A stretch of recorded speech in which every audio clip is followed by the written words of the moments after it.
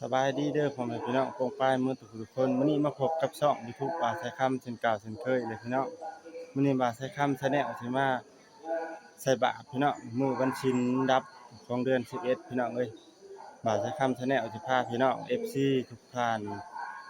มาชมบรรยากาศทำบุญตักบาตรของบรรณชานนะครับพี่น้องซึ่งว่าเป็นมื้อวันศีลดับของเดือน11พี่น้องเอ้ย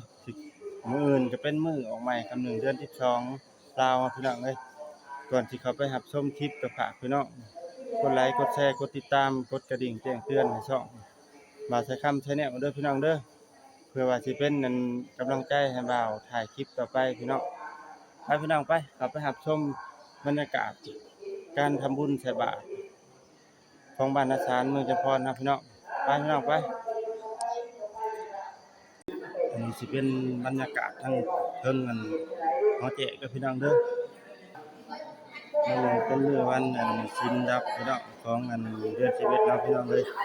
ทำบุญตักบาตรพี่น้องพี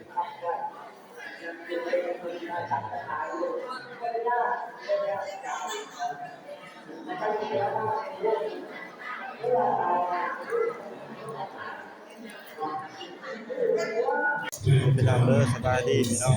นี่มาพบกับช่อง YouTube บ่าวสายคำเจ้าเคยพี่น้องมื้อนี้เป็นมื้อวันศีลดับพี่น้องของเดือน11เฮาพี่น้องเอ้ย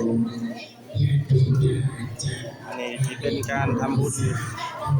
ใส่บาตรของมื้อวันศีลนั่นดับของเดือน11เด้อพี่น้องเด้อของบรรณชานเมืองจำพรนะพี่น้อง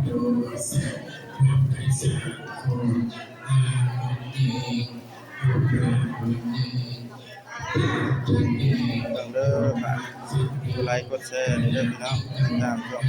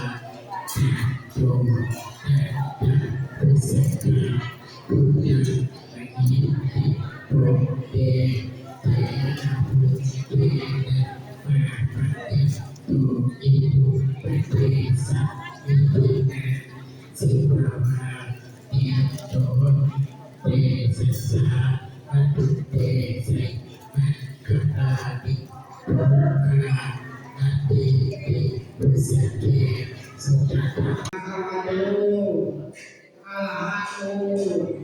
สัมมาสัมพุทธัสสะนะโมตัสสะภะคะวะโตอะระหะโตสัมมาสัมพุทธัสสะนะโมตัสสะภะคะวะโตอะระหะโตสัมมาสัมพุทธัสสะอิมานิม มายังพันเตผัตตานิวิติวาตานิกัปปะลุขานิสัพพะริวานิภิกขุสังฆัสสะ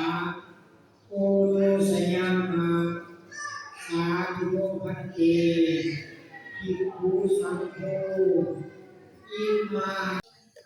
มื้อนี้ลงมาใส่บาตรพี่น้องพบอันพระเอกหมอลำเรื่องพี่น้องเอ้ยอยู่ที่วัดบ้านนาซานเฮาพี่น้อง ฝากช่องเลยเนาะฝากได้สวรรค์ฝากช่องหน่อยเด้อ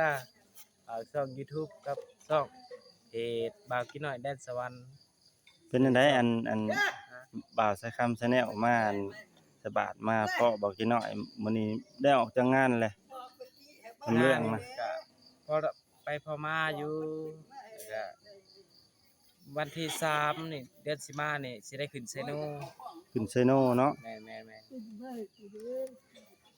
วันที่3จะได้ขึ้นไปรำอยู่เซโนเนาะไปพ่อก็อยู่เซโนพุ่นแหละ เจ้า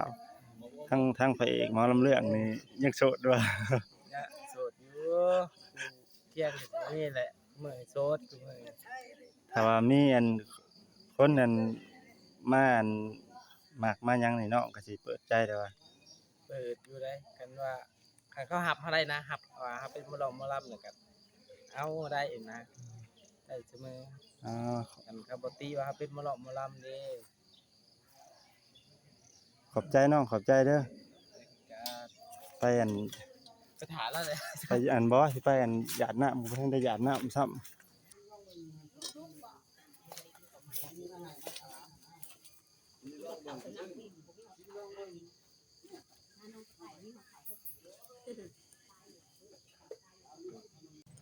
มาพี่น้องไปมาบูชาอันเขาอันยะทานกับพี่น้องเอ้ยบาทใส่คำเสนอเด้อเมื่อสินัดเพลงมาบูชายะทานยะคู่ขอให้ขน้อยรับรวยเด้อขอให้ถึงเลขครบโตขอให้ดวงการเงินเปิดดวงการงานเปิดดวงความหักคอยเปิดเด้อพระบารมี